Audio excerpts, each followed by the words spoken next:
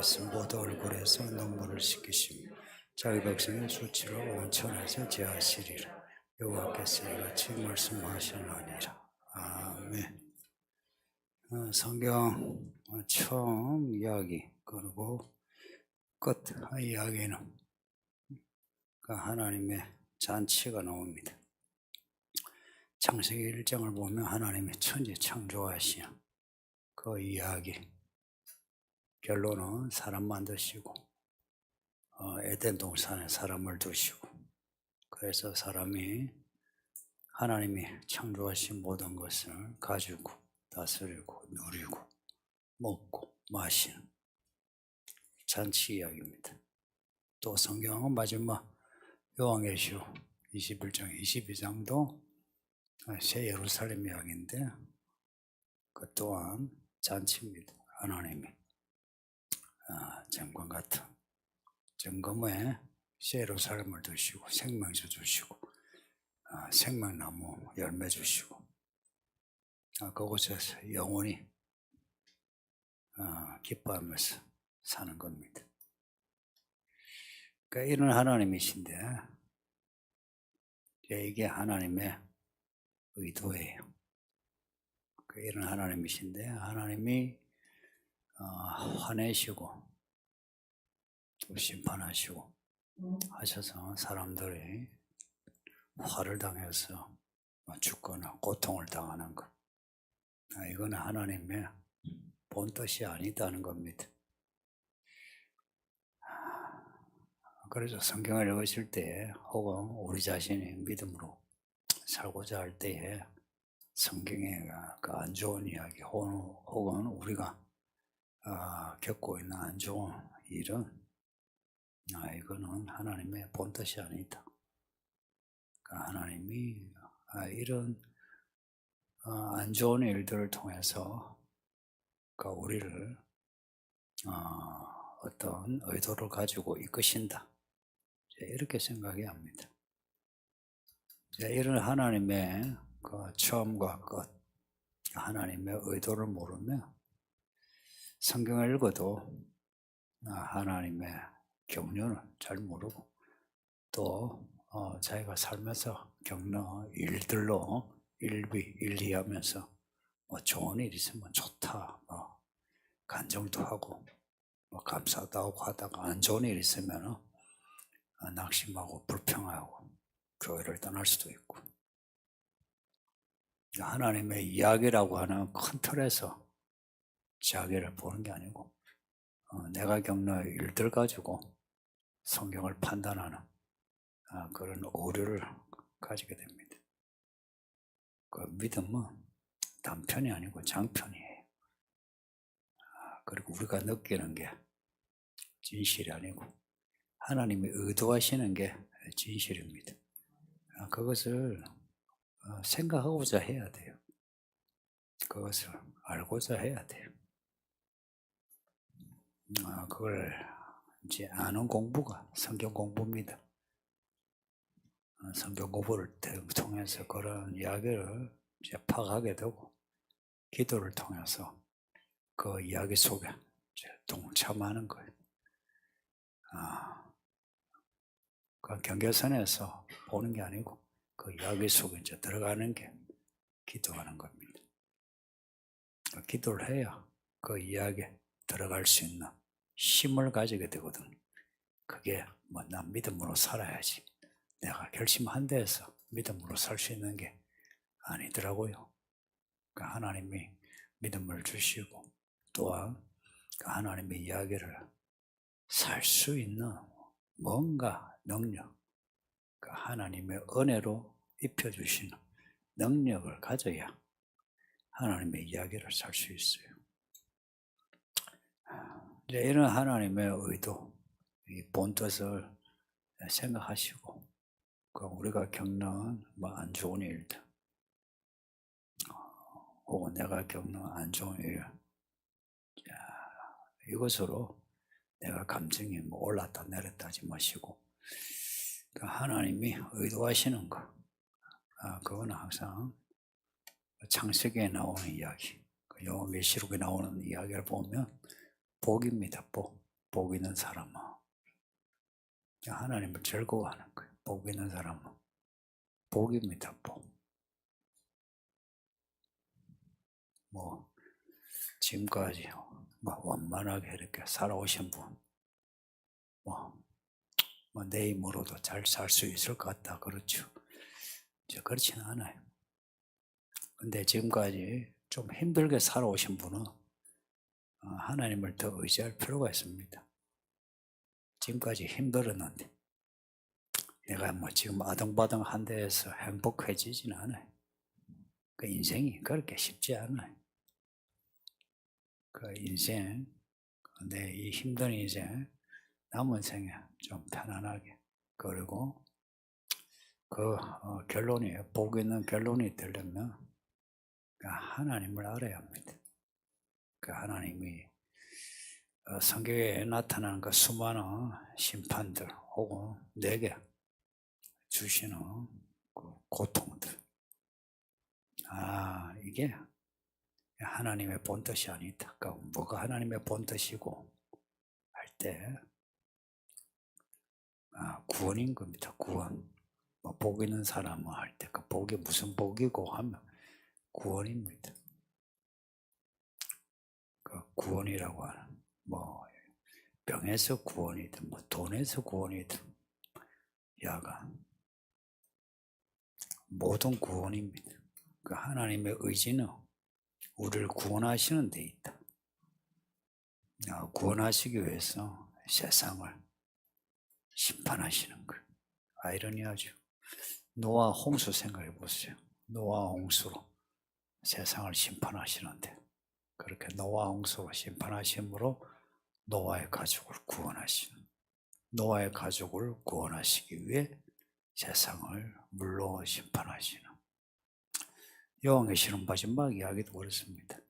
우리를 구원하시기 위해 세상에 환난을 주시는, 세상에 환난을 내리심으로 우리를 구원하시는. 사실 어떤 사건이든 양면적이에요.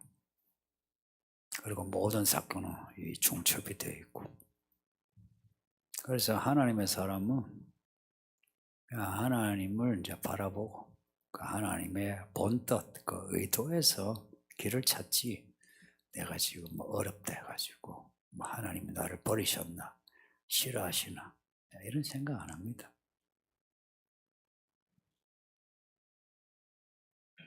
구약의 선지서예요. 그 구약의 선지서는 수천 년 전입니다. 수천 년 전에 선지자를 통해서 하시는 말씀도 이런 심판, 그 심판이요, 역사적으로는 뭐 단편적인 심판입니다. 북이스라엘 심판하고 남유다 심판하고 또 아수르 심판하고 바벨론 심판하고 심판. 근데 그 심판 이야기 때마다 구원 이야기가 들어가 있는 거 아시죠? 그 모든 이제 심판이 모아져서 이제 종말에 온 세상을 심판하는 이야기입니다. 특히나 선지서는 마지막 때에 온 땅의 종말, 파멸을 예언하고 있습니다. 앞에 24장의 내용도 그래요. 24장 앞에 1절 보면 여호와께서 땅을 공허하게 하시며 황폐하게 하시며, 또 3절에도 땅이 온전히 공허하게 되고 온전히 황무하게 되리라. 이거는 전 지구적인 파멸을 이야기합니다. 또 우리가 새벽에 읽고 있는 베드로전서 4장도 만물의 마지막에 가까웠으니, 만물의 마지막, 그 마지막에 해당되는 단어는 만물의 파멸이라 할 수 있습니다. 만물의 파멸. 단지 그냥 끝이다 아니고 그냥 만물의 파멸에 가까웠으니까. 언젠가 이 세상에 파멸된다. 그냥 자연스레 뭐 기후 변화 때문에 뭐 행성이 날아와가지고 지구가 망한다, 이런 자연적인 현상이 아니고 하나님이 그렇게 하신다. 하나님이 기후 변화, 전염병, 행성의 충돌. 하나님이 그렇게 하신다. 하나님이 성경은 그 주어를 말씀해요. 하나님이. 사람들은 주어를 잘 몰라요. 우연히 내가 뭐 안 좋은 일 혹은 인과관계로 내가 전에 그렇게 했으니까 뭐 지금 이런 일을 당한다. 이런 인과관계로 생각하죠. 근데 그런 우연성이나 인과관계가 아니고 하나님이 심판하신다. 또한 그 심판에는 또 하나님의 구원이 있다. 하나님이십니다. 주어. 그 믿음은 주어를 찾는 거예요. 하나님이. 그 본문에는 또 만군의 여호와 하나님을 말씀합니다. 만군의 여호와께서. 특별히 선지서에 만군의 여호와 이름이 많이 나와요.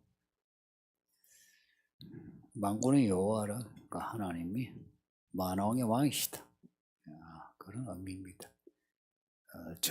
전능자 하나님. 그 만군의 여호와 그분이 누구신가? 이 땅에 오셨는데 예수님이십니다. 예수 여호와는 구원이시라. 만군의 여호와가 이 땅에 딱 오시니까 우리의 구원자가 되신 거라. 예수님. 그 이름이 또 임마누엘이라. 하나님 우리와 함께 하시는 거라. 그 하나님 우리와 함께 하시면서 뭘 하시노? 우리를 구원하시는 거예요. 우리를 구원하신다. 한편으로는 심판하시는 거예요. 그래서 하실 사람은 심판하시고 구원하실 사람은 구원하시고. 하나님이 나타나기 전에는 잘 몰라요. 섞여가지고. 그런데 만군의 여호와가 딱 나타나시면 이제 구원받을 사람, 심판받을 사람 이렇게 나누어집니다. 항상 나누어져요. 제가 성경을 읽을 때마다 발견하게 되는 스토리입니다. 예수님이 다시 오신다. 뭐 종말에 다시 오시기 전이라도 그 하나님의 일을 이루신다 할 때는 거기에는 구원과 심판이 항상 나타나요. 예를 들어서 뭐 지금 뭐 전염병이다, 전쟁이다, 경제난이다, 뭐 부동산 사태가 났다, 뭐 어떤 일이든 그 주원 하나님을 둔다면 그런 일들로 누구는 심판을, 누구는 구원을 받는 거예요. 뭐 비단 안 좋은 일을 해서 심판이고 좋은 일을 해서 구원, 이런 논리는 아니고 그냥 하나님을 만나는 그게 구원입니다. 누구는 하나님을 만나고 누구는 하나님을 만나지 못하고 그렇게 진행되는 거예요. 그 하나님을 만나는.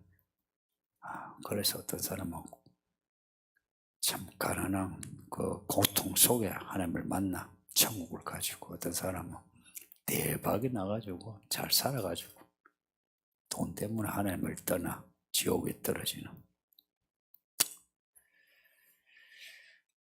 여러분은 어떤 부류에 속하는지 한번 생각해 보세요. 저도 자주 이런 생각을 합니다. 내가 어떤 목사인가, 아니면 어떤 성도인가, 과연 하나님이 나를 어떻게 생각하시나?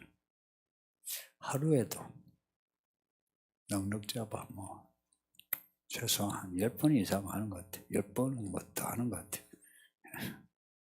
내가 어떤 평가를 받을까? 때로는 이제 여러분이 뭐 좋아해주고 뭐 칭찬하면 그것도 기분 좋은데 그건 잠시고, 정말 심판대에서 어떤 평가 받을까? 뭐 생각하면 늘 겁나죠. 늘 마음이 쫄게 되고 긴장하게 되고. 그게 하나님을 믿는 태도인 것 같아요. 경외감.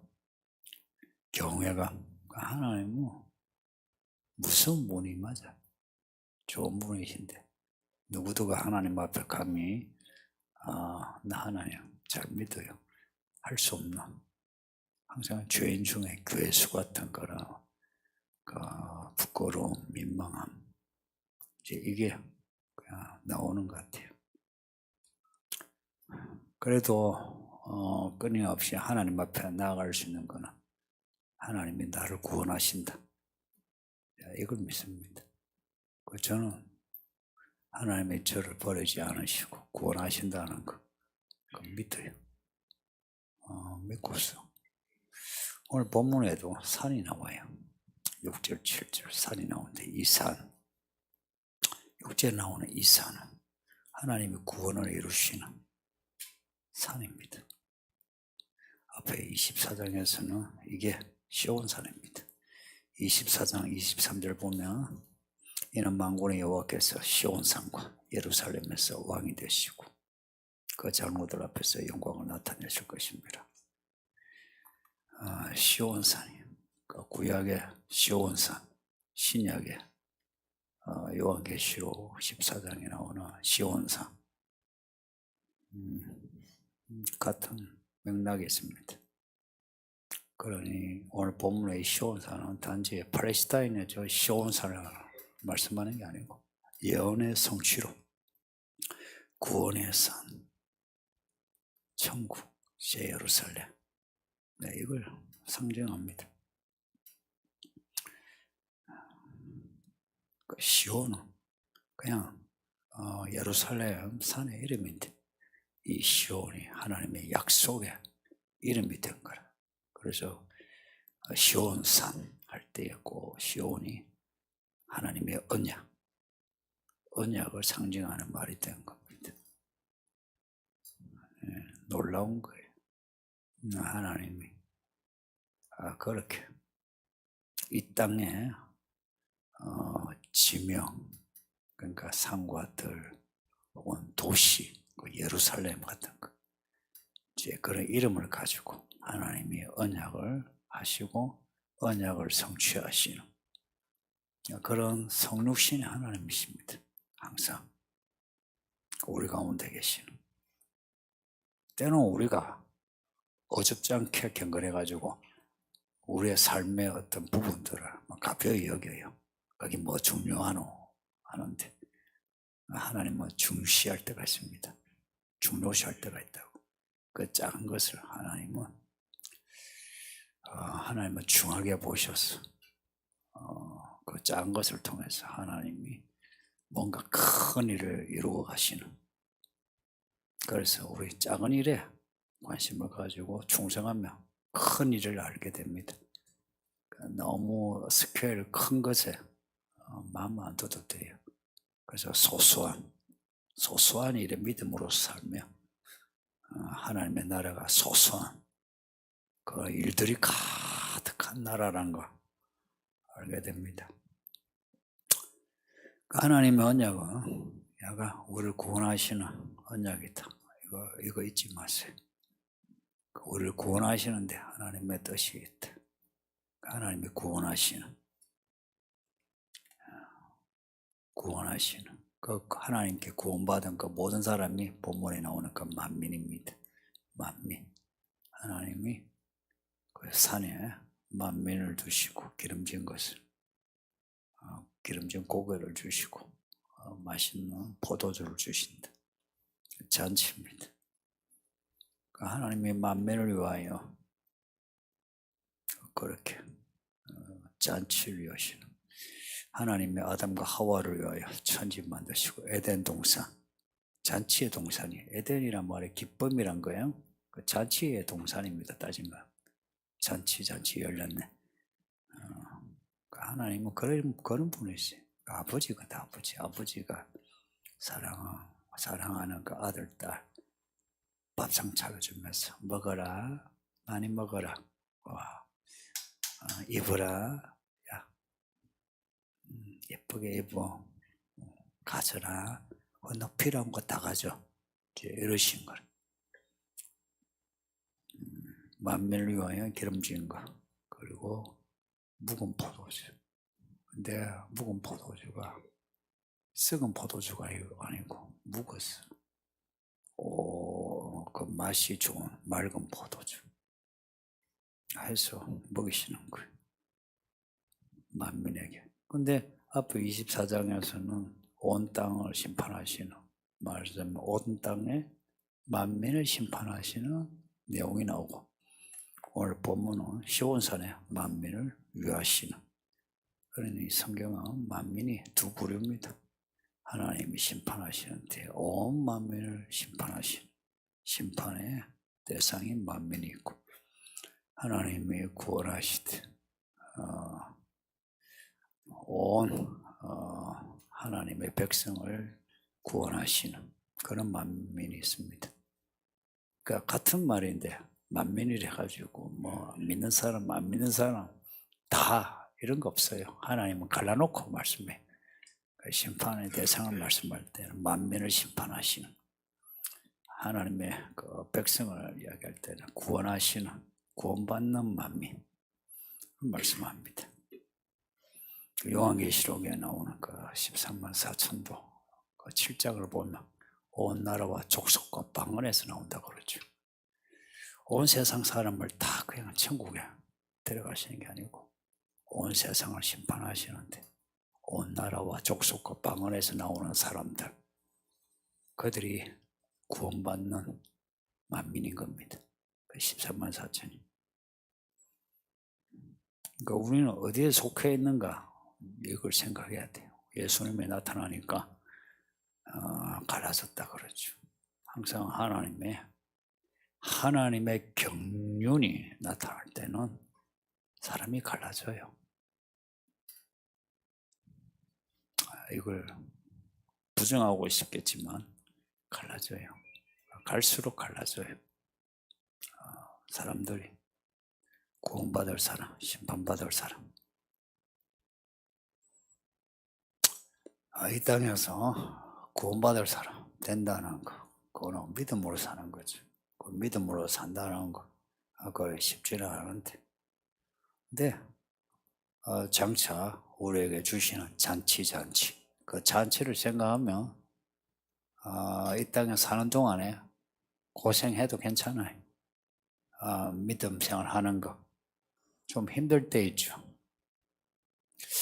우리 성격이나 기질 혹은 우리 상황에서 참 이건 안 돼요.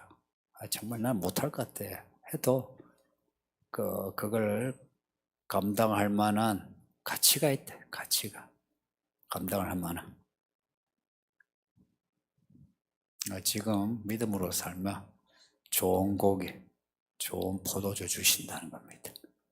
근데 또 이런 이제 구절 읽으면 진짜 천국에 가면 고기를 먹느냐, 포도주를 마시느냐, 이제 이런 분이 있죠. 없습니다. 새 예루살렘에는 고기 없어요. 포도로 담그는 포도주 없습니다. 없다는 거 없지 않느냐. 성경 그 새 예루살렘의 맥락을 보면 그런 고기 없어요. 그런데 이 기름진 고기, 그것도 골수가 가득한 그 기름진 고기, 또 무거운 포도주. 이걸 이제 약속하는 거는 이사야 당시에 천국에 먹고 한번 기름진 고기 먹고 맛있는 포도주 마시고 이게 이제 천국입니다.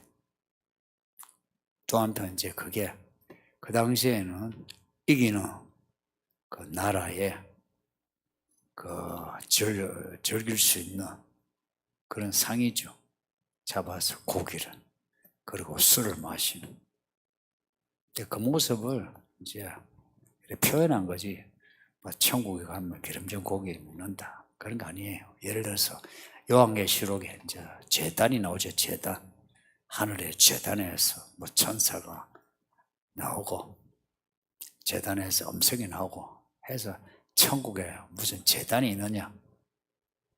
이 땅에 그 성전 안에 있는 제단처럼 그런 게 있다. 그렇게 생각하면 안 되고요. 성경을 읽기는 문맥을 읽는 게 이게 좋습니다. 처음에는 단어 이제 보지 마. 이제 점차 문맥을 읽어내는 게 중요해요. 천국은 하나님이 주시는 것으로 먹고 마신다. 영원히. 뭔지는 잘 몰라요. 생명수가 뭔지 사실 잘 몰라요.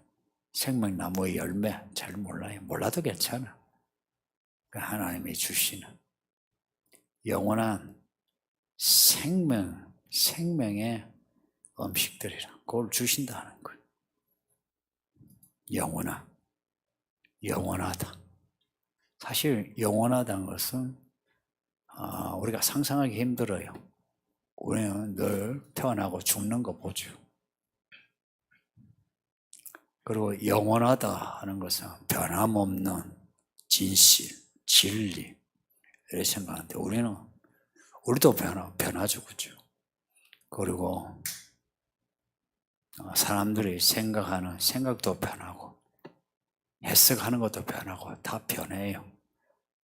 변하는데 영원하다. 이거는 변함없는 하나님을 근거로 하는 겁니다. 그러니까 하나님처럼 된다는 거예요. 하나님처럼 된다. 어떻게? 그러니까 우리가 하나님이 되느냐 그런 게 아니고 우리가 하나님의 자녀로서의 그런 영적인 그런 모습을 갖추게 된다. 영적인. 육체와 영. 그 한계에 대해서 바울이 고린도서에서 하는 말이 모세의 그 수건을 이야기했어요. 모세가 시내산에서 내려오는데 환하게 빛이 난 거라. 하나님을 만나고 나니까 빛이 난 거라. 사람들이 그 빛을 보지 못한 거라. 그래서 수건을 이제 써야만 했어요. 그게 가리개입니다. 가리개. 또 성소에 보면 가죽으로 덮개를 겹겹이 덮어놨어요. 그 깜깜해지고죠. 성소. 근데 그 가리개와 덮개를 없애신다. 없애면 어찌 되나? 이제 가리개가 없어지면 환하게 보이는 거예요. 성소에 휘장이 없어지면 어찌 되나? 성소와 지성소에 간에 그 가림막이 없어지니까 성소와 지성소가 이제 구별이 안 되나? 성소에 들어가면 곧 지성소가 되나? 성소에 들어가면 법궤가 되나? 법궤 위를 얹어라 해요. 하나님의 자리라고. 하나님을 만나게 되는 거라. 가리개와 덮개를 없애주신다는 것은 이제 하나님을 만나는데 어떤 장애도 없이 하나님을 만나게 되는 거라. 임마누엘, 하나님 우리와 함께 하신다. 구약에서는 생각도 못했죠. 어떻게 함께 하시노? 저기 따로 성소 만들어 놓고 저곳에 하나님이 계심으로 우리는 그 주변에 진영을 만들어 살아감으로 하나님 우리와 함께 하신다. 이렇게 생각했죠. 이거는 사실 이미 공간에서 분리되어 있어요. 그런데 이제는 공간에 분리가 없어요. 우리 안에 그리스도가 그 하나님의 영에 들어오시고 이제 우리와 하나가 연합이 되신 거라. 그래서 하나님과 우리 사이에는 어떤 가리개도 덮개도 없어졌어요. 없어졌다라고 믿으시고 예수 이름을 부르세요. 아버지 하세요. 그러면 그 가리개 덮개가 사라지고 하나님의 얼굴을 보게 됩니다. 이 말씀을 통해서 하나님의 얼굴을 보게 돼요. 그래서 직접 음성을 듣게 되고 그 뜻을 환하게 알게 되고 어떻게 살아야 하나, 뭘 해야 하나, 어디로 가야 하나 이런 문제에서 명료하게 답을 찾아요. 앞에 그 24장에서는 땅을 심판하시는데 공허와 혼돈, 흑암 이런 거 이야기해요. 이거 처음 땅을 창조하실 때 땅의 모습이에요. 그 심판 아래에 있는 있다는 상황은 그런 겁니다. 깜깜하고 혼돈되고. 근데 가리개와 와탑계가 없어지면 이제 그렇지 않죠. 모두 혼란이 이제 사라지고 환하게 하나님이 이제 빛이 되신 거라. 환하게 되어서 이제 내가 뭘 해야 될지 알게 되는 거예요. 가야 할 거, 이제 가게 되는 거예요. 이제 이게 이제 가능한 거. 아까 그 영혼에 대해서 이야기를 했는데 그거와 관련되는데 오늘 본문에 사망을 영원히 멸하시며 합니다. 이 구약의 선지서예요. 이 선지자의 말은 단지 사람이 좀 오래 산다 이런 이야기 아니고 사람이 안 죽고 영원히 산다 이것도 아니에요. 왜냐? 이 예언이 있은 지 수천 년이 되었는데 늘 태어나고 죽고 지금도 죽잖아요. 근데 이 사망을 멸하신다는 것은 그리스도께서 다시 오실 때에 이루어지는 약속의 성취입니다. 그러니까 이 구절은 오늘 본문은 신약에 이루어지는 그 요한계시록과 같은 예언의 말씀입니다. 죽음을 처리하신다. 그러니까 우리가 예수를 믿는데 그런데도 죽어요. 우리가 죽음으로 우리의 육체는 심판 아래 있다는 거 그대로 보여줬어요. 그러나 영으로는 주를 향해서 올라가게 하시는 거라. 그리고는 예수께서 오셔서는 우리의 죽은 육체를 다시 살리십니다. 그래서 그 죽음을 진짜 완전히 없애요. 그전에는 이렇죠. 우리가 죽어 천국에 가도 몸이 죽었다는 거예요. 죽음을 가지고 있는 거라. 죽음을 가지고 있는데 없다 할 수는 없어요. 그런데 예수께서 재림하셔서는 이제 죽은 몸을 살려내심으로 몸도 영혼도 이제는 영원히 살게 되는 겁니다. 그래서 예수님이 다시 오시기까지는 이 육체 가지고 있는 동안에는 눈물도 있고 병도 있고 고난도 있습니다. 아침을 읽고 있는 베드로서는 이제 그것을 받아들이지 않은 겁니다. 그리스도께서 그렇게 몸으로 십자가 고난을 받으셨으니 우리도 그 고난을 받아야 된다. 몸으로. 몸에 대한 말씀이에요. 우리가 죽을 때까지. 그러나 나중에 예수께서 오시면 모든 눈물을, 아픔을 다 없애주신다는 겁니다.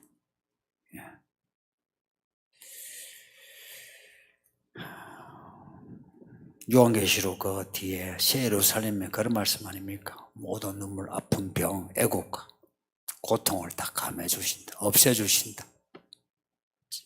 그때가 오니까 지금 아픈 거, 가난한 거, 피곤한 거, 그거 잘 인내해라 이겁니다. 잘 인내해라. 늙어가는 거. 그렇죠. 10월 되니까 이제 또 한 살 나이 더, 아이고, 늙는구나 이런 생각이 드시죠, 그죠?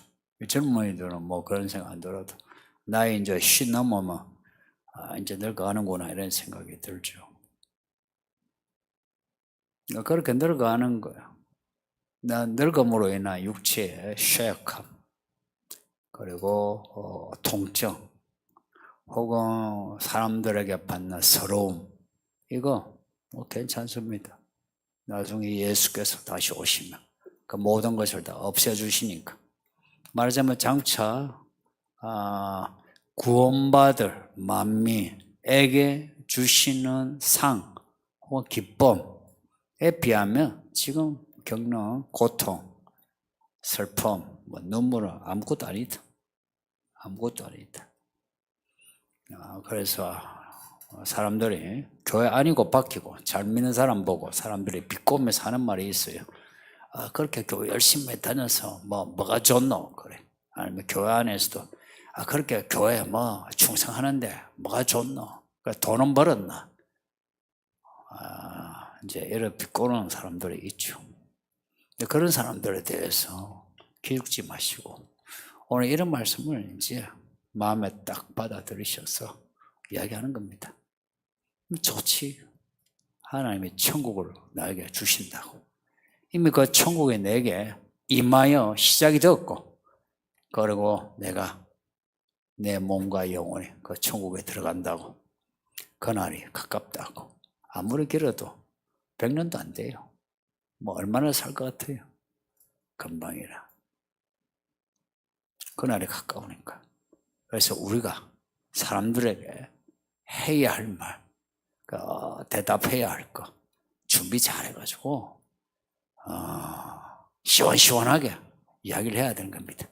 왜 교회 다니노? 그래서 좋은 게 뭐가 있노? 이렇게 이야기하는데 이러면은 그 믿음이 정상적인 믿음이 아니죠. 경계선에 있는 믿음이죠. 경계선에 있으면 그 지옥에 떨어져요. 우리에게 주신 이 복음이 분명하니까 이 말씀을 받아들여서 딴 거는 몰라도 천국에다 약속을 늘 확인합시다. 심령에 가난한 자는 복이 있나니 천국이 저희 것입니다. 기가 막힌 말씀이죠. 이 땅에 살면서 늘 하나님의 나라에 대해서 마음 참 갈망 가지고 또 내 모습에 대해서 내가 왜 이렇게 허물이 많노? 내가 왜 이렇게 부족하노? 이 상한 마음 가지면서 예수님 날 구원해 주세요. 날 도와주세요. 내게 주신 말씀 이루어 주세요 하고 매달린다면 완전한 천국은 아니라도 천국의 사인들을 증거들을 우리에게 보여주시리라 믿습니다. 그리고 또 언젠가 예수님 오셔서 진짜 천국을 우리가 보여주실 줄 믿고요. 며칠 전에 한 아이가 와가지고 이제 꿈 이야기를 해요. 가끔 아이들이 와서 이제 꿈 이야기 자주 하거든요. 이제 많이 아파가지고 너무 아파서 이제 기도를 하고 잤대요. 아이가 이제 통증을 이제 참기 힘들어서 기도를 하고 이제 자는 게 이제 좀 그렇지고죠. 근데 이제 걔가 이제 꿈을 꿨는데 그 친구가 인스타그램을 하더래. 그래서 그 친구 인스타그램을 봤는데 그 인스타그램에 그 친구가 사진을 하나, 인스타그램 사진이죠, 그죠? 하면서 예수님이 부산에서 출발하셨다고. 예수님이 부산에서 출발하셔서 서울까지 오려면 얼마나 걸릴까요? 그러고는 이제 그런 꿈을 꾸고 나면 갑자기 위로가 되고 힘이 나죠. 그래서 제가 설교 때에 예수님이 속해 오신다. 이제 이런 말 들으면 그전에는 이제 실감이 안 나다가 갑자기 실감이 나더래요. 진짜 오시는구나. 부산에서 서울까지 KTX 타면 아니면 고속버스 타면 몇 시간 걸릴 거예요. 오늘 본문의 이 시온산에서는 이 예언을 2700년 전에 이사야가 했습니다. 2700년이 흘렀어요. 예수님이 산에서 복음을 전하신 지 2000년이 지났어요. 이 시온산에 이 일이 이루어질 때가 이제 다 된 것 같지 않습니까? 이 구원의 성취를 이제 맛보는 사람, 누가 맛보느냐? 앞에 1절에 고백하는 이런 고백을 한 사람이죠. 여호와여 주는 나의 하나님이시라. 내가 주를 높이고 주의 이름을 찬송합니다. 이런 고백을 한 사람이 이 시온산에 서지 않겠습니까? 무슨 일을 겪든 어떤 상황이든 예수님이 나의 구원자시라는 거 늘 고백하시고 어떤 고통 속에서도 예수의 이름을 높이심으로 지금도 하나님의 이야기를 사시고 나중에 시온산에 서시는 여러분이 되기를 예수 이름으로 축복합니다. 이 말씀을 생각하면서 기도합시다. 아버지 하나님 감사합니다. 이사야 말씀을